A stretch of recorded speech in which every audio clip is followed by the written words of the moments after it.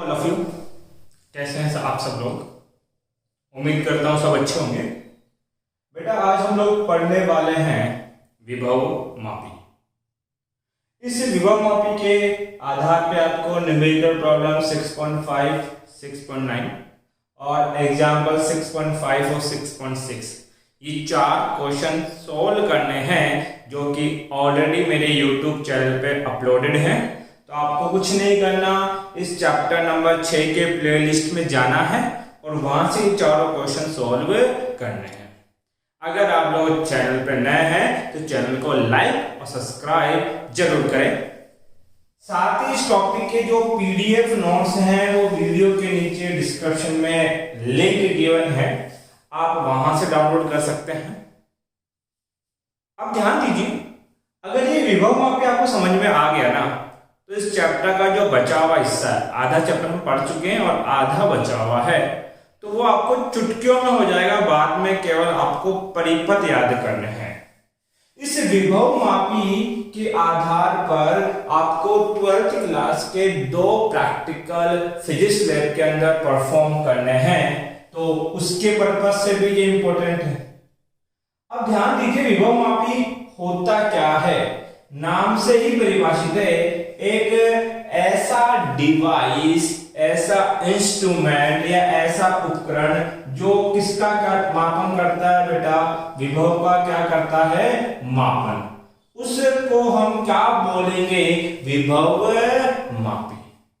अब आपके दिमाग में प्रश्न ये आता है, सर विभव का मापन करने वाला जो इंस्ट्रूमेंट है वो कौन है आपके पास, वोल्टमीटर। विभव का मापन कौन करता है, वोल्टमीटर। तो सर क्या वोल्टमीटर को ही विभव मापी कहते हैं? गलत। वोल्टमीटर अलग है, विभव मापी अलग है। दोनों काम एक ही करते हैं, विभव का मापन करना। सर जब दोनों एक ही काम कर रहे हैं, विभव को माप रहे हैं, तो फिर हम वोल्टमीटर को क्यों यूज में नहीं लेते, इसकी जगह विभव मापी की जगह क्यों हमें विभव मापी की आवश्यकता पड़ी जबकि हमारे पास वोल्टमीटर था। तो ध्यान दीजिए, आपको एक बात समझ में आनी चाहिए, एक होता है वोल्टमीटर और एक होता है विभव मापी। विभव मापी भौतिकी लैब में, फिजिक्स लैब में वह उपकरण है जो वोल्टता का शुद्ध रूप से मापन करता है। हम बोलेंगे वोल्टता के शुद्ध रूप से मापन करने वाला उपकरण विभव मापी है। कौन है, विभव मापी। अगर ये शुद्ध रूप से करेगा तो इसकी जो वोल्टमीटर है वो जो वोल्टता का मापन करेगा उसके मापन में कुछ क्या होगी बेटा, त्रुटि। मतलब कि वो थोड़ा सा गलत मापेगा। क्यों नापेगा वो देखो, उदाहरण देता हूं। मान लीजिए ये आपके पास क्या है, कोई प्रतिरोध है। इस प्रतिरोध के जो मान है वो मान लिया कितना बेटा, 2। इस प्रतिरोध में धारा बह कितनी बेटा, 4 एम्पियर। इसके ये 2 बिंदु है, बिंदु ए और बिंदु बी। अब अगर ओम के नियम से बोला जाए तो ओम के नियम के अनुसार V कितना होता है, IR।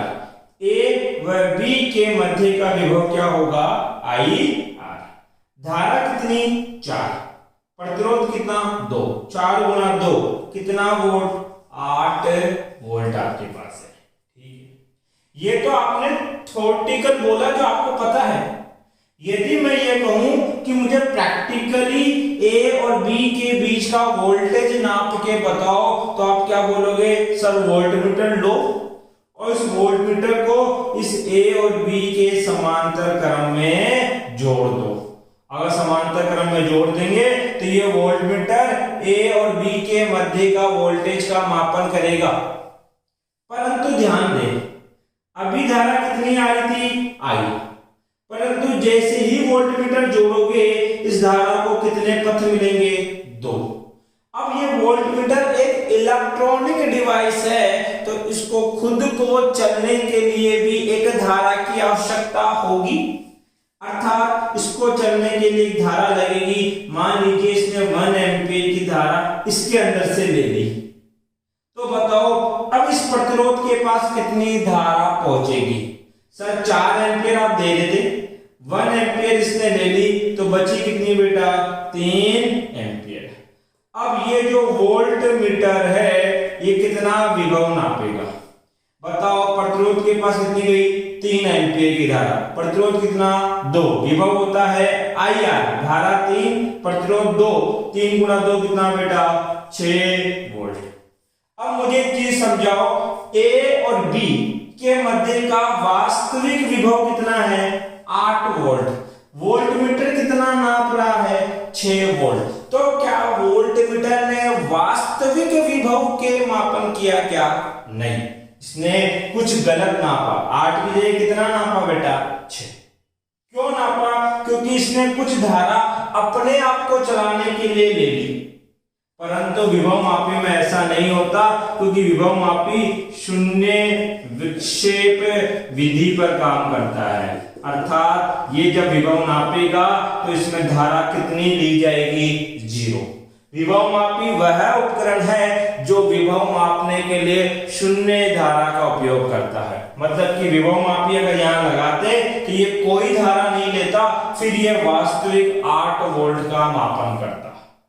तो सर जब हमें पता है कि वोल्टमीटर गलत नापता है तो फिर हम लैब के अंदर आपके पास वोल्टमीटर क्यों काम में लेते हैं, विभव मापी क्यों नहीं लेते। ध्यान देना, हमें एक्चुअली में क्या है कि जो ये एरर होती है बहुत कम होती है, तो इस एरर को हम नेग्लेक्ट कर देते हैं।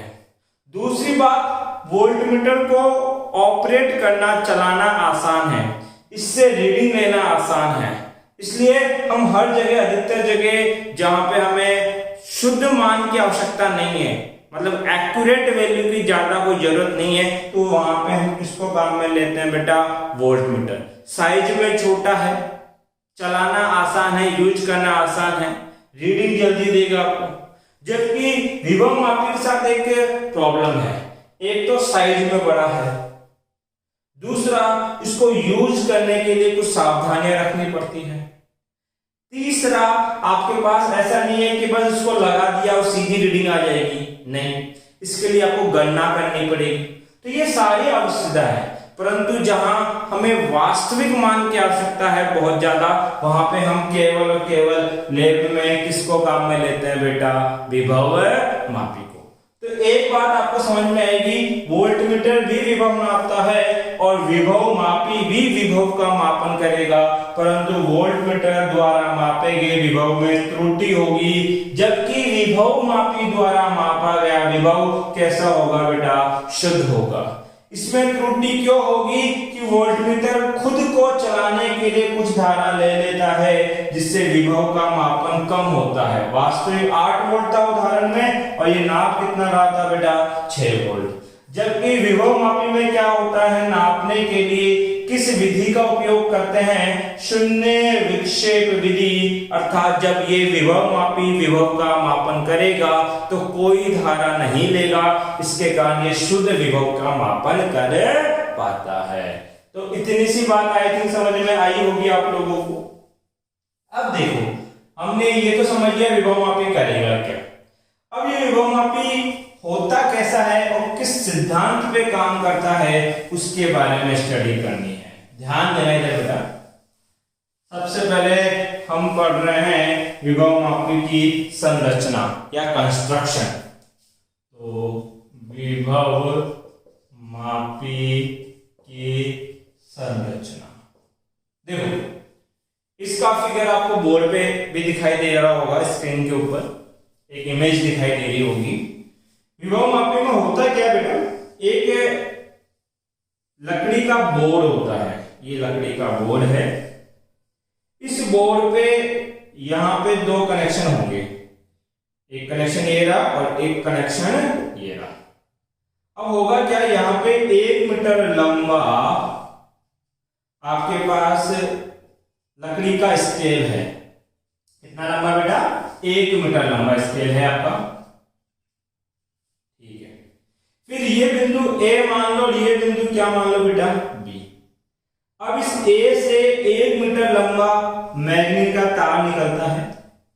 फिर यहाँ पे इसको यू आकृति में, मतलब कि कॉपर का एक स्ट्रिप होता है, एक पत्ती लगी होती है, इस पे इसको यू घुमा के वापस लेके आते हैं। अब बताओ ये कुल कितना हो गया? सर 1 मीटर ऊपर और 1 मीटर नीचे, कुल कितना हो गया बेटा? 2 मीटर। फिर इसको घुमा देते हैं, अब कितना हो गया बेटा? 3 मीटर।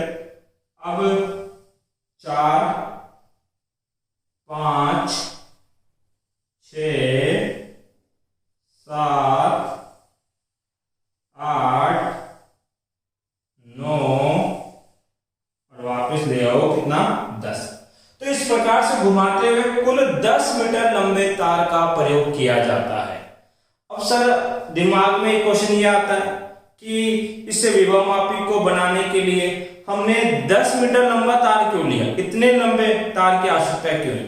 तो इसका कारण जब आप पढ़ोगे क्या बेटा, इसकी सुग्राह्यता, एक वर्ड आएगा आगे, जब मैं सुग्राह्यता बताऊंगा तब पता लगेगा कि इसकी लंबाई या लंबे तार होने का क्या फायदा है। तो ये तो इसकी संरचना हुई, एक लकड़ी का बोर्ड है जिसपे 1 मीटर लंबा आपके पास स्केल लगा हुआ है और 10 मीटर लंबा आपके पास क्या बेटा? विभवमापी का तार है। इसका परिपथ कैसे बनाते हैं बेटा? ए सिरे के ऊपर हम क्या जोड़ते हैं? बैटरी। फिर इस बैटरी को चालू करने और बंद करने के लिए एक कुंजी, और साथ में जोड़ा जाता है बेटा एक धारा नियंत्रक। ये इसका जो परिपथ बनता है इसको हम बोलेंगे बेटा प्राथमिक परिपथ। क्या बोलेंगे? प्राथमिक परिपथ। तो संरचना में क्या इतना याद रखोगे कि होगा क्या क्या? एक लकड़ी का बोर्ड जिसपे 1 मीटर लंबा स्केल और 10 मीटर आपके पास मैग्नीन का तार होगा, और इसके एक सिरे पे बैटरी जुड़ी होगी। बैटरी से क्या जुड़ा होगा बेटा आपके पास? कुंजी, और यहाँ क्या लगा होगा? धारा नियंत्रक। अब ये धारा नियंत्रक लैब में कैसा होता है उसकी फोटो आपको यहाँ दिखाई दे रही होगी, तो आप देख सकते हैं। ये तो हो गई इसकी संरचना। अब देखिए, मैं हर बार ऐसा सर्किट नहीं बनाऊंगा, ऐसा परिपथ नहीं बनाऊंगा, इस परिपथ का एक शॉर्ट रूप बनाऊंगा। शॉर्ट रूप कैसे बनेगा? यहाँ देख लो। होगा क्या? ये जो AB तार है ये 10 मीटर लंबा तार है। इस तार को बोलते हैं बेटा विभवमापी तार। तो मैं इसको सीधा सीधा ऐसे बना दूंगा, A और B।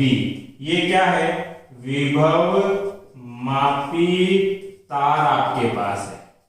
फिर A से क्या जोड़ी बेटा? बैटरी। ये जोड़ दिया ऐसे बैटरी, जिसका EMF बोल देना, विद्युत वाहक बल कितना है? EP। साथ में क्या जोड़ी गई बेटा? कुंजी, और एक क्या जोड़ा गया बेटा? धारा नियंत्रक RH। इसको धारा नियंत्रक को RH से प्रदर्शित करते हैं। तो इस परिपथ को हम इस प्रकार से दर्शाएंगे और ये कहलाएगा विभवमापी का प्राथमिक परिपथ। अब देखो, ये विभवमापी जो है किस प्रकार से विभव का मापन करेगा, उसके लिए आपके पास क्या क्या प्रक्रिया होगी या कौन सा सिद्धांत काम करेगा। अब ध्यान देना यार, मैं विभवमापी का क्या बता रहा हूं बेटा? सिद्धांत, और बड़ा इंपॉर्टेंट है का सिद्धांत। पहला, ये शून्य विक्षेप विधि पर काम करता है, शून्य विक्षेप विधि पर। और दूसरा विभव प्रवणता। विभव प्रवणता समझना, इसका मतलब क्या है बड़े ध्यान से।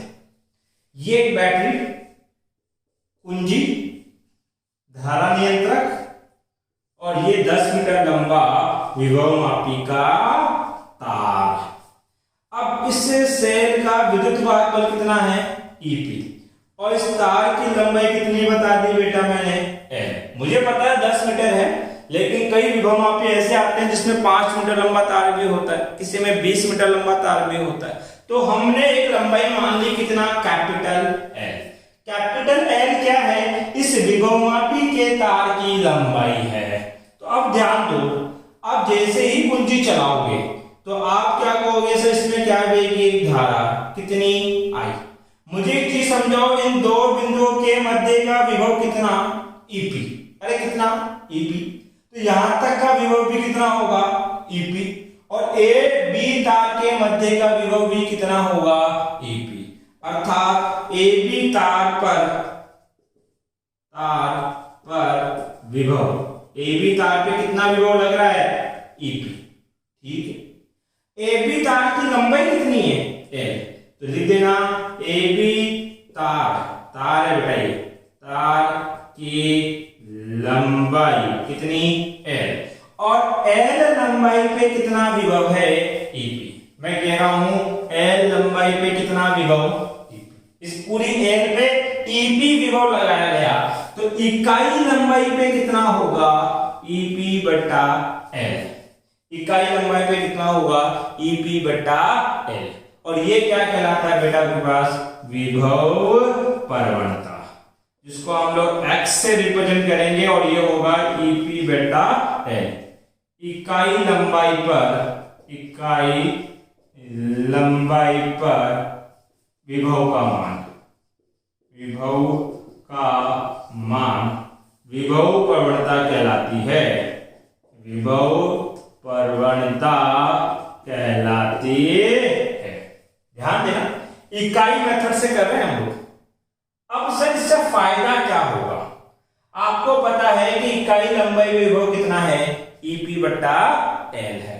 ठीक है, सुनना इस बात को और बड़े ध्यान से सुनना। धारा क्यों बहती है, सर धारा बहती है विभव में परिवर्तन के कारण, या सॉरी विभव में अंतर। धारा कहां से कहां जाएगी, उच्च विभव से निम्न विभव के ऊपर जाएगी आपके पास। तो एक चीज समझाओ मुझे, ये एक बैटरी है, क्या है कि बैटरी, ठीक है। मुझे इसका विभव नहीं पता कितना है, ये मुझे ज्ञात करना है कि इसका विद्युत वाहक बल या इसका विभव कितना है। तो मैं इसका विद्युत वाहक बल कैसे ज्ञात करूंगा, उस पर ध्यान देना। एक चीज समझाना, ये प्रतिरोध है कितने ओम का, 8 ओम का। इस बिंदु पे विभव कितना है, 2 वोल्ट, और इस बिंदु पे विभव कितना है, 2 वोल्ट। तो बताओ इस परिपथ में बहने वाली धारा कितनी होगी, बताओ कितनी होगी। सर धारा तब बहती है जब विभव में अंतर हो, या धारा बहती है उच्च विभव से निम्न विभव। सर यहां पे भी 2 वोल्ट और यहां पे भी 2 वोल्ट है, विभव में अंतर ही नहीं है, अर्थात यहां पे विभव में अंतर कितना, 0। I बराबर होता है डेल V बटा R। यदि विभव में अंतर 0 है तो धारा का मान भी कितना होगा, 0।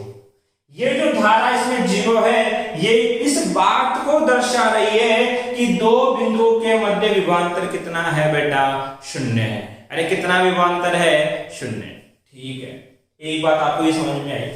अब ध्यान देना है यहाँ पे, किस सिद्धांत पे काम करता है, तो शून्य विक्षेप, और एक किस पे बेटा, विभव परवणता।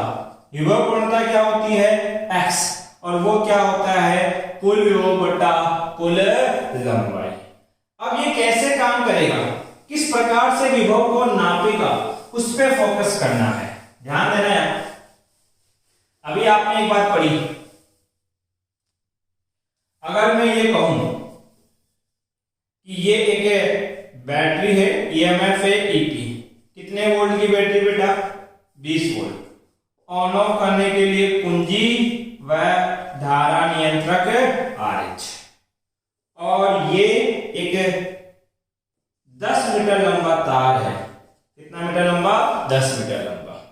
तो बताओ इस विभव मापी की विभव परवणता कितनी होगी। सर विभव परवणता होती है ईपी बटा एल। ईपी का मान कितना, 20, लंबाई कितनी, 10, काटो, अर्थात 2 वोल्ट पर मीटर। इसका मतलब ये है, ये भाई 10 मीटर है, ये 1 मीटर, ये 2 मीटर, ये 3 मीटर, ये 4 मीटर, ये 5 मीटर, और ऐसे ये मान लो कितना है, 10 मीटर तार है। तो इसके 1 मीटर के ऊपर 2 वोल्ट आता है। 1 मीटर में कितना विभव है, 2 वोल्ट। फिर अगले 1 मीटर पे कितना है, 2 वोल्ट। फिर अगले 1 मीटर पे कितना है, 2 वोल्ट।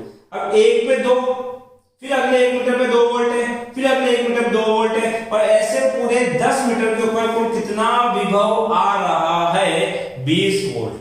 अर्थात प्रति मीटर के ऊपर 2 वोल्ट का विभव उत्पन्न हो रहा है। कितने वोल्ट का बेटा? 2 वोल्ट। तो आपको पता है कि 1 मीटर पे कितना है? 2 वोल्ट। तो बताओ 5 मीटर पे कितना विभव आया होगा? सर 1 पे 2 वोल्ट है तो 5 पे कितना होगा? 5 गुना 2 बराबर 10 वोल्ट। क्या कर रहे हो?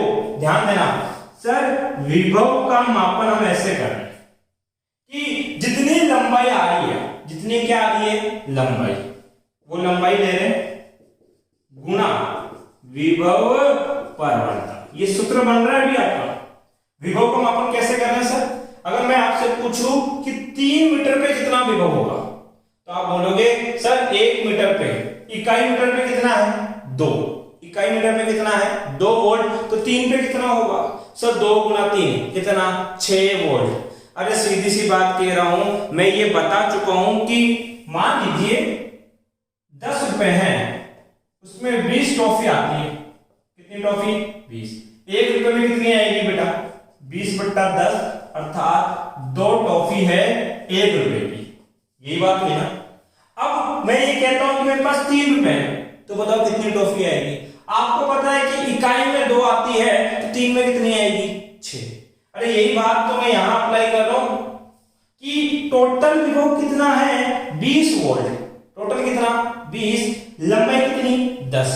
तो 10 मीटर पे 20 वोल्ट है तो 1 मीटर पे कितना होगा? 2 वोल्ट। अब आपसे पूछे कि बताओ 5 मीटर पे कितना होगा, तो आप क्या करोगे? 5 गुना 2। 5 क्या है? लंबाई। 2 क्या है? विभव प्रवणता। और इन दोनों को गुणा किया तो किसका मान आ गया? विभव का मान आ गया। तो विभव क्या है बेटा? लंबाई गुणा विभव प्रवणता। इसको याद कर लो, दिमाग में सेट कर लो, ये फॉर्मूला बड़ा काम आने वाला है। तो अर्थात किसी का विभव निकालो या विद्युत वाहक बल निकालो, उसका सूत्र क्या होगा बेटा? लंबाई गुणा विभव प्रवणता। अब ध्यान देना, मैंने कहा था कि किसी भी अज्ञात सेल का विद्युत वाहक बल मैं ज्ञात करूंगा, तो कैसे ज्ञात होगा? ध्यान दो, ये है सेल ईपी जिसका मान मान लो मैं 20 वोल्ट। ऑन ऑफ करने के लिए कुंजी, धारा नियंत्रक आरएच, और ये 10 मीटर लंबा विभवमापी तार। तार की लंबाई 10 मीटर। अब ध्यान दो, मान लेते हैं यहां पे एक सेल लिया, उस सेल का विद्युत वाहक बल मुझे नहीं पता कितना है, मुझे इस सेल के विद्युत वाहक बल की गणना करनी है विभवमापी की सहायता से। तो कैसे करूंगा मैं इसको? जिसका भी विभव या विद्युत वाहक बल आपको गणना करनी है, उसके साथ हमेशा क्या जोड़ दो बेटा? एक गैल्वेनोमीटर। और गैल्वेनोमीटर को किससे जोड़ दो बेटा? ज्योति से। अब आपको क्या करना है? ध्यान दो, आप क्या करोगे बेटा? इस ज्योति को इस AB तार पे टच करोगे अलग अलग जगह पे, और यहां टच किया तो गैल्वेनोमीटर में धारा बहेगी। गैल्वेनोमीटर सबको पता ना कैसा होता है? इस प्रकार का होता है गैल्वेनोमीटर। बीच में 0 पे निडल होती है, इधर 30 डिवीजन होते हैं और इधर 30 डिवीजन होते हैं। ठीक है, मान लीजिए आपने यहां टच किया तो ये निडल 0 पे नहीं थी, ये यहां थी, अर्थात इस परिपथ में, इस गैल्वेनोमीटर में कुछ धारा बह रही है, इसका मतलब। फिर आपने यहां टच किया तो निडल यहां आ गई, अर्थात अभी भी कुछ धारा बह रही।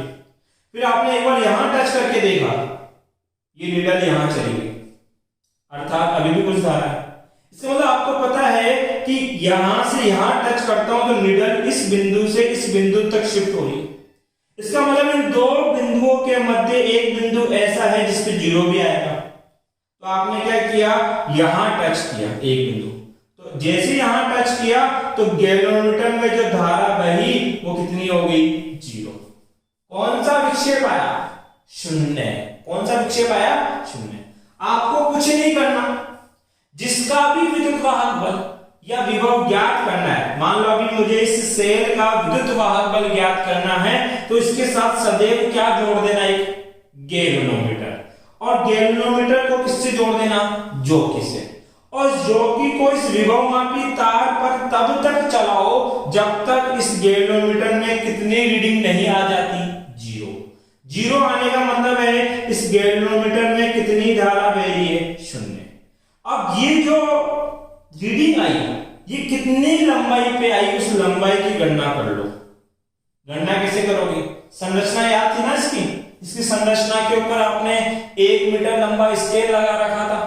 उस स्केल की सहायता से इस तार की लंबाई ज्ञात कर लो। तार की लंबाई जो भी आए, मान लीजिए तार की लंबाई आई आपके पास 1.5 मीटर। ये जो लंबाई आएगी स्मॉल एल, इसको क्या कहना है बेटा, संतुलन लंबाई। संतुलन लंबाई। अब दिमाग में प्रश्न ये आ रहा होगा कि सर इस गैल्वेनोमीटर में धारा जीरो क्यों है? तो मेरी बात सुनना, ये क्या है, विभवमापी तार की लंबाई। क्या है, विभवमापी तार की लंबाई। इस लंबाई पे कुछ विभव होगा, सर होगा, कैसे पता लगेगा? देखो आपको पता है कि यहां पे मैंने उदाहरण लिया है, तो इसका सेल का विभव कितना है, 20 वोल्ट। कुल लंबाई कितनी है, 10।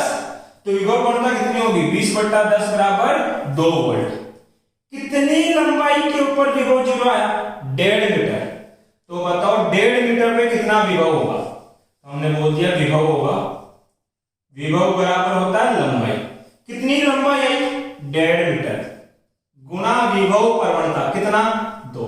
कितना वोल्ट, 3 वोल्ट। अब सुनना, अर्थात इस बिंदु तक कुल कितना वोल्टेज आ चुका है, 3 वोल्टेज।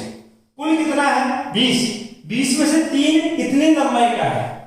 अब एक चीज बताओ, अगर ऐसा हो कि इस बैटरी का विभव भी 3 वोल्ट हो, बैटरी का विभव भी कितना हो, 3 वोल्ट, तो इस बिंदु पे भी 3 वोल्ट है और इस बैटरी पे भी 3 वोल्ट है, और इन दोनों के बीच में कौन जुड़ा है, गैल्वेनोमीटर। अभी आपने पढ़ा था कि ये एक प्रतिरोध है, यहां पे 3 वोल्ट ले लूं, यहां पे 3 वोल्ट ले लूं, तो बताओ इस प्रतिरोध में बहने वाली धारा कितनी होगी, 0।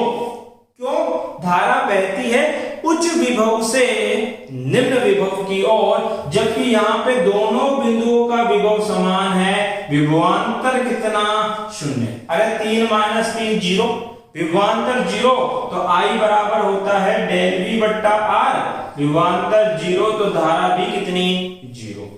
अर्थात सुनना, इसमें धारा 0 है, इसका मतलब जितना विभव इस ऊपर वाले हिस्से का है उतना ही नीचे वाले हिस्से का। मुझे इसका विभव तो नहीं पता, मुझे तो ये 2 बातें पता है।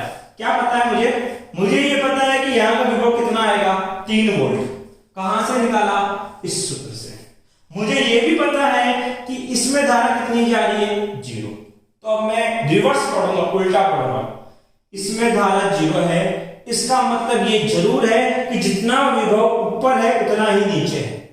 भाई 2 बिंदु का विभव समान होगा तभी तो धारा क्या होगी, 0। तो अगर ये 3 वोल्ट है तो जरूर ये भी कितना रहा होगा, 3 वोल्ट। और बताओ यहां पे विभव उत्पन्न कौन करेगा, ये सेल। अर्थात इस सेल का विभव कितना है, 3 वोल्ट। अरे बात समझ में आई, फील आया होगा कि कैसे इस विभव का मापन किया। और बताओ इस विभव का मापन करने के लिए कोई धारा ली गई क्या, नहीं। कितनी धारा ली, 0। तो सिद्धांत अगर बात करूं तो 2 पॉइंट लगते हैं, एक तो शून्य विक्षेप विधि और दूसरा कौन काम करेगा, विभव प्रवणता। अब यहां से एक सूत्र बनेगा जिसको याद रखना है, सूत्र यही है, बस इसको थोड़ा चेंज करो। देखो, या तो गणना करो विभव की या गणना करो विद्युत वाहक बल, बराबर होगा लंबाई। कौन सी लंबाई, जिसपे गैल्वेनोमीटर कितनी धारा दे, 0। और वो जो लंबाई आती है उसको क्या बोलते हैं बेटा, संतुलन लंबाई। तो लंबाई को क्या लिखूं मैं, संतुलन लंबाई गुणा विभव प्रवणता, गुणा विभव प्रवणता। भैया इस सूत्र को याद रखो, आपके इस पे बेस्ट टोटल 5 एक्सपेरिमेंट होंगे, वो सारे केवल और केवल इस सूत्र पे सोल्व होंगे आपके पास। तो यहां तक की बात अगर समझ में आ गई हो तो आगे बढ़े हम लोग। तो देखो सिद्धांत आई थिंक मैंने हर तरीके से एग्जांपल लेके समझाया है और फील भी हुआ होगा कि हाँ ऐसा हो रहा है, हर एक कंसेप्ट मैंने कंसीडर किया है। तो ये एक तरीका है। अब सिद्धांत के बाद क्या होता है बेटा, इस विभव परवणता के मान की हमें गणना करनी है और अलग अलग मान क्या क्या हो सकते हैं उसको ज्ञात करना है। तो अगला टॉपिक जो हम पढ़ेंगे वो है बेटा विभव परवणता की गणना। ध्यान दीजिए यहां, विभव परवणता की गणना। अब देखो, अभी तक आप क्या कह रहे थे, सर ये एक बैटरी है, इस बैटरी का विद्युत वाहक बल कितना है, अगर ये एक सेल है तो इस सेल का कुछ आंतरिक प्रतिरोध भी होगा, वो कितना मान लो बेटा, स्मॉल आर मान लिया। उसके बाद हमने यहां क्या जोड़ा थी बेटे, कुंजी कितनी, साथ में हमने क्या जोड़ा था बेटा, धारा नियंत्रक कितना, RH। धारा नियंत्रक का परास है और वो परास कितना है बेटा, 0 से R डैश।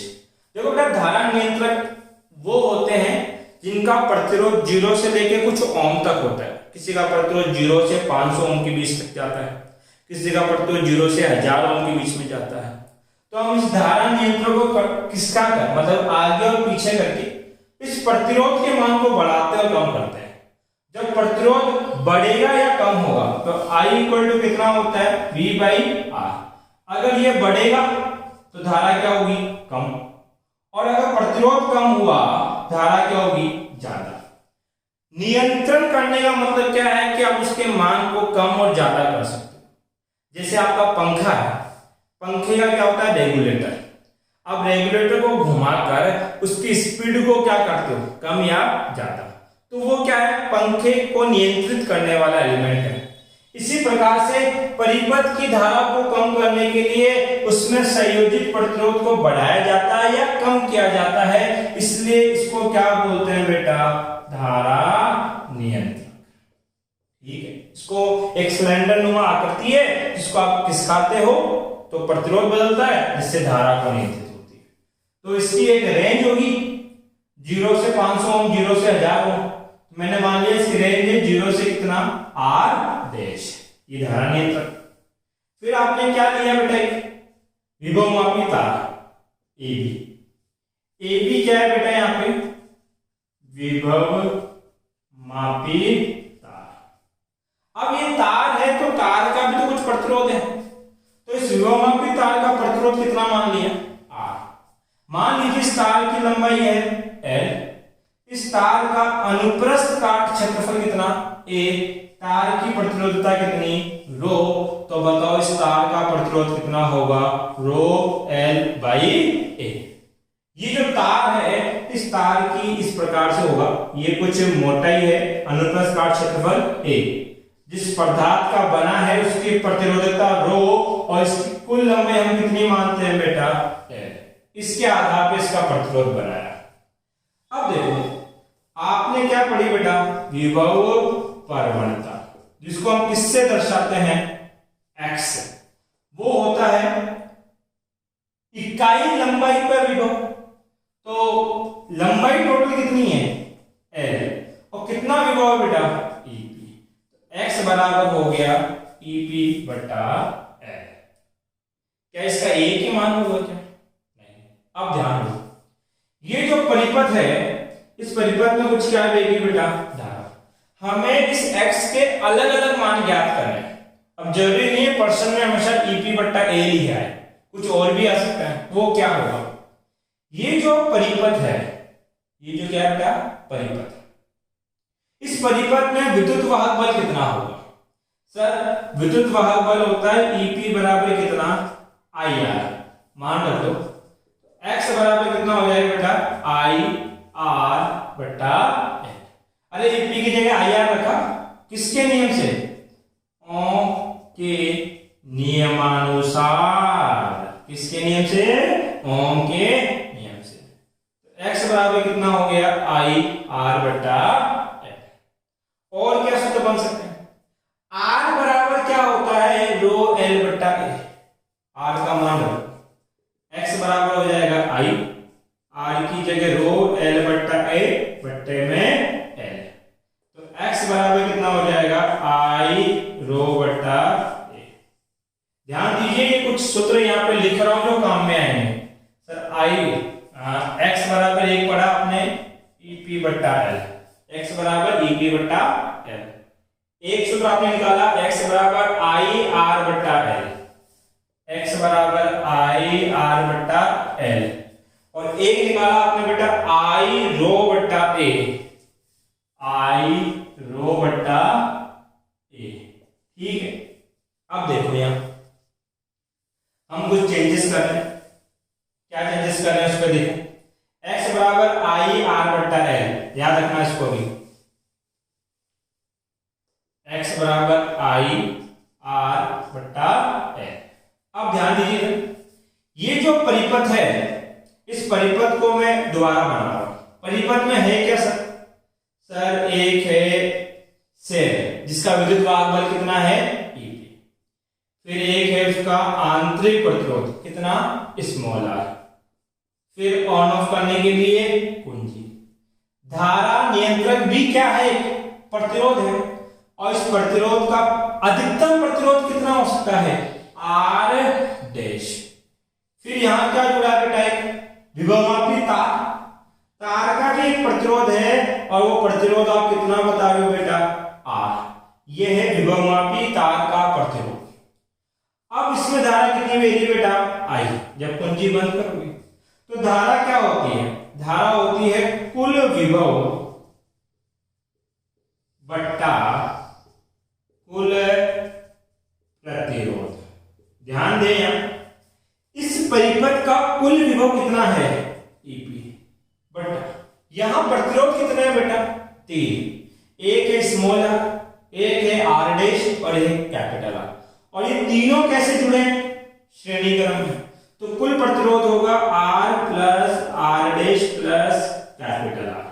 स्मॉल आर क्या है बेटा आंतरिक प्रतिरोध, आर डैश क्या है धारा नियंत्रक का प्रतिरोध, और कैपिटल आर क्या है विभव मापी का प्रतिरोध। इसका मान आ गया, आई का मान आपने निकाल लिया। विभव परिणता क्या होती है, एक्स बराबर होता है आई आर बटा एल। यहां आई का मान हम क्या रख सकते हैं बेटा EP small r plus r dash plus capital r, r बटा एल, आर बटा एल। बहुत इंपॉर्टेंट सूत्र है और इसी के आधार पे आपके 2 एग्जाम्पल और 2 न्यूमेरिकल सोल्व होंगे कम से कम।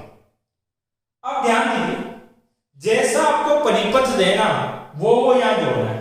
अगर मान लो क्वेश्चन कह दे एक सेल है जिसका आंतरिक प्रतिरोध नगण्य है तो आर का मान क्या रख दोगे 0। वह श्रेणी क्रम के अंदर एक प्रतिरोध जुड़ा है 10 ओम का, इस आर डैश का मान कितना रख दोगे 10 ओम। वह विभवमापी तार का प्रतिरोध का मान है 20 ओम, तो इस आर की जगह क्या रख दोगे बेटा 20 ओम। फिर आर की जगह क्या रख दोगे 20। वह बोले कि विभवमापी तार की लंबाई 10, एल की जगह 10, तो बताओ विभव परिणता कितनी होगी, एक्स ज्ञात कर सकते हो। जैसा प्रश्न बोले, प्रश्न अगर बोले कि स्मॉल आर व आर डैश दोनों का मान 0 है तो दोनों को 0 रख देना, फिर आर से आर कट जाएगा तो विभव परिणता क्या हो जाएगी ईपी बट्टा एल, पहले वाला सूत्र बन जाएगा आपके पास। तो ये विभवमापी के लिए जो हम विभव परिणता ज्ञात करते हैं उसके अलग अलग सूत्र हैं। अब एग्जाम में पूछता है कि विभव परिणता का मात्रक क्या है, तो देखो विभव परिणता होती क्या है बेटा ईपी बट्टा एल। ये क्या है विद्युत वाहक बल, विभव है, विभव का मात्रक क्या होता है बेटा वोल्ट, लंबाई का मात्रक क्या मीटर, तो मात्रक क्या बनेगा बेटा वोल्ट पर मीटर। बेटा अब हम पढ़ रहे हैं विभव मापी का मानकीकरण। तो विभव मापी का मानकीकरण किस प्रकार से किया जाएगा उस पर ध्यान दीजिए आप लोग। मानकीकरण का मतलब क्या है, इसको इंग्लिश में बोलते हैं बेटा स्टैंडर्डाइजेशन। मतलब कि एक स्टैंडर्ड तरीके से हम विभव प्रवणता के मान की गणना करेंगे तो वो क्या कहलाएगा बेटा, विभव मापी का मानकीकरण। तो इसमें क्या होगा बेटा, एक मानक सेल की सहायता से विभव प्रवणता की गणना करना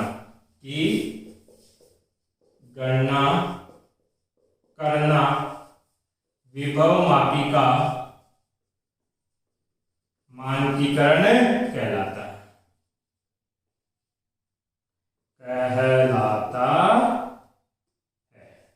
देखो इसका मतलब क्या है, वास्तविकता में क्या होता है कि ये जो प्राथमिक परिपथ है ईपी, इसका आंतरिक प्रतिरोध, इसका धारा नियंत्रक तथा ये 10 मीटर लंबा विभव मापी का तार, कितना बेटा, तो आपने पढ़ा है कि विद्युत वाहक बल क्या होगा बेटा आपके पास, संतुलन लंबाई गुणा विभव प्रवणता। अब ध्यान दो, अगर हम इससे विभव प्रवणता की गणना करें तो हम लिख देते हैं x बराबर होगा ईपी बटा एल, परंतु यहाँ पे जो ये ईपी का मान है ये इस आर पर निर्भर करता है, इस धारा नियंत्रक पर निर्भर करता है, यहाँ के तापमान पर निर्भर करता है। तो ईपी की वैल्यू फिक्स नहीं है। अगर ईपी नियत नहीं है तो हम विभव प्रवणता का मान भी नियत नहीं बोल सकते। हम यह नहीं बोल सकते कि ये इसकी एक्यूरेट वैल्यू है जब हम मेजर कर रहे थे। क्या पता जब हमने विभव प्रवणता निकाली थी तब x का मान कुछ और था, परंतु जैसे हम प्रैक्टिकल करने लगे तापमान थोड़ा बदल गया, इसे आंतरिक प्रतिरोध के मान में थोड़ा बदलाव आ गया, तो ये ईपी बदल जाएगा तो विभव प्रवणता भी बदल जाएगी। तो ये विभव प्रवणता एक स्टैंडर्ड वैल्यू रहे, एक फिक्स वैल्यू रहे, एक मानक वैल्यू रहे। मानकीकरण का मतलब क्या बेटा, मानक वैल्यू, मानक मतलब एक स्टैंडर्ड वैल्यू आपके पास रहे। इसके लिए हम क्या करते हैं बेटा, एक मानक सेल का उपयोग लेते हैं। अब मानक सेल कौन से होते हैं आपके पास, कैडमियम के सेल, डेनियल सेल जो लेबोरेटरी में फिजिक्स लैब में बनाए जाते हैं, ऐसे सेल जिनका विद्युत वाहक बल कुछ समय के लिए नियत रहे, नहीं बदलता, अर्थात ना कुछ समय के लिए अगर तापमान बदले तो भी उसके विद्युत वाहक बल के मान में कोई परिवर्तन नहीं होगा। तो हम किसको काम में लेंगे बेटा, मानक सेल को काम में लेंगे। मानक सेल कौन कौन से हैं बेटा, कैडमियम या डेनियल सेल, इनका विभव होता है 1.08 वोल्ट के आसपास। ये एक फिक्स वैल्यू का विभव देते हैं, कितना देते हैं, 1.08। मानक सेल को इंग्लिश में बोलते हैं बेटा स्टैंडर्ड सेल, और इस स्टैंडर्ड सेल का विद्युत वाहक बल को हम किससे रिप्रेजेंट करेंगे, ईएस से। तो यहाँ क्या किया जाता है, एक स्टैंडर्ड सेल लिया जाता है ईएस, जिसकी वैल्यू हमें पता है, हमें पता है कि ये कितना है, 1.08 वोल्ट है। अब इस स्टैंडर्ड सेल को हम किससे जोड़ देते हैं बेटा, गैल्वेनोमीटर से, और गैल्वेनोमीटर को जोकी से, और वही प्रक्रिया करते हैं। इस जोकी को इस AB तार पे तब तक चलाओगे जब तक इस गैल्वेनोमीटर में धारा कितनी नहीं हो जाती, 0, धारा 0 होगी। जैसे ही धारा 0 होगी तो हम वो लंबाई नाप लेंगे, और वो लंबाई क्या कहलाती है बेटा, संतुलन लंबाई। अब ध्यान दो, इस एल का मान कुछ तो आया होगा जो आपने नापा, मान लीजिए ये आई 1.5 मीटर आपके पास, ठीक है। तो देखो विद्युत वाहक बल ये सेल है, इसका स्टैंडर्ड वैल्यू हमें पता है कितना, 1.08। संतुलन लंबाई कितनी आई, 1.5, जो मैंने उदाहरण लिया उसके अनुसार, और विभव प्रवणता कितनी मान रहे बेटा हम लोग, x।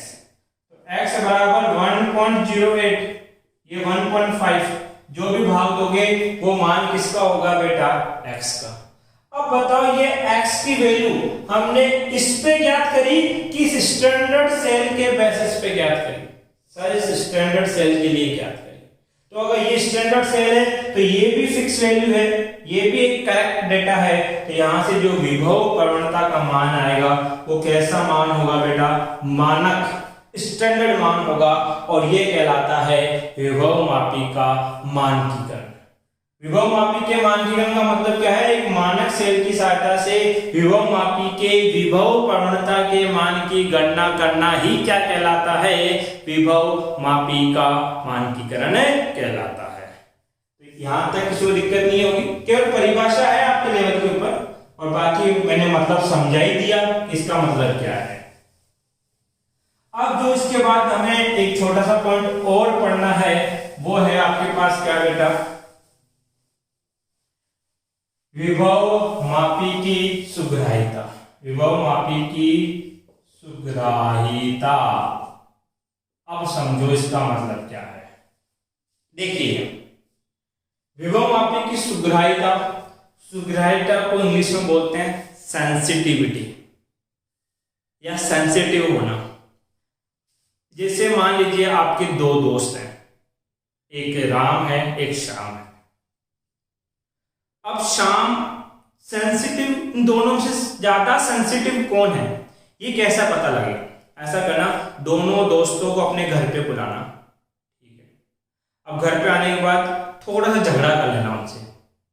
अगर थोड़ा सा झगड़ा करने के ऊपर, मतलब कुछ भला बुला कह देना आप लोग, थोड़ा सा झगड़ा कहने पे जो रूस के चला जाए आपके घर से, वो तो ज्यादा सेंसिटिव है।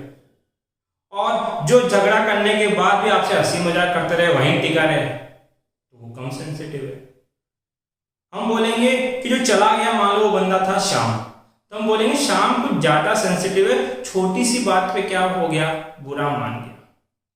अर्थात जो छोटे से मान से भी क्या हो जाए? प्रभावित हो जाए, वो क्या कहलाता है बेटा? सुग्राही सेंसिटिव। सुग्राह्यता का मतलब है छोटे मान का मापन, छोटे मान का मापन। तो ऐसा विभव मापी जो छोटे से छोटे विभव का मापन कर सके वो ज्यादा सुग्राही बोला जाता है। क्या बोला जाता है बेटा? ज्यादा सुग्राही। तो सुग्राह्यता का मतलब क्या है? वो मान या एक ऐसा विभव मापी जो छोटे से विभव का भी मापन कर सके, हम बोलेंगे उसकी सुग्राह्यता क्या है बेटा? ज्यादा। अब इस सुग्राह्यता को कैसे बढ़ाया जा सकता है, इसके ऊपर क्वेश्चन आता है। तो देखो, पहली बात आपने बोला विद्युत वाहक बल या विभव की गणना हम विभव मापी से कैसे करेंगे? कि इसका सूत्र था संतुलन लंबाई गुणा विभव प्रवणता। हम ये चाहते हैं कि विभव मापी छोटे से छोटे विभव का मापन कर सके, अर्थात हम विभव का मान क्या रखना चाहते हैं? कम। विभव का मान कम रखना चाहते हैं तो संतुलन लंबाई तो फिक्स है, ये तो आएगी जो आएगी। तो हम क्या करेंगे? विभव प्रवणता के मान को क्या करेंगे? कम। अर्थात किसी भी विभव मापी की सुग्राह्यता बढ़ाने के लिए उसकी विभव प्रवणता का मान कम से कम लिया जाता है। वो कम से कम का मतलब क्या है? तो विभव प्रवणता के दो सूत्र पढ़े थे, एक पढ़ा था EP बट्टा L और एक पढ़ा था I रो बट्टा A। अब समझना, मैंने स्टार्टिंग में कहा था कि मैं बाद में रीजन बताऊंगा कि लंबाई ज्यादा क्यों लेते हैं। देखो, अगर विभवमापी तार की लंबाई L क्या है? विभवमापी तार की लंबाई, अगर लंबाई ज्यादा होगी तो विभव प्रवणता क्या होगी? कम। विभव प्रवणता क्या होगी? कम। और विभव प्रवणता कम होगी तो आपके पास विभव का मापन, छोटे मान का मापन होगा, अर्थात सुग्राह्यता क्या हो जाएगी? ज्यादा। तो सुग्राह्यता बढ़ाने के लिए हम बड़ी लंबाई के विभवमापी तार की गणना या विभवमापी तार लेते हैं। इसी वजह से आपके पास जो विभवमापी का तार है वो कितना लंबा लिया जाता है? 10 मीटर लंबा। तो ज्यादा लंबाई का तार लेने से विभव प्रवणता कम हो जाएगी, और विभव प्रवणता कम होगी तो सुग्राह्यता क्या हो जाएगी बेटा? ज्यादा।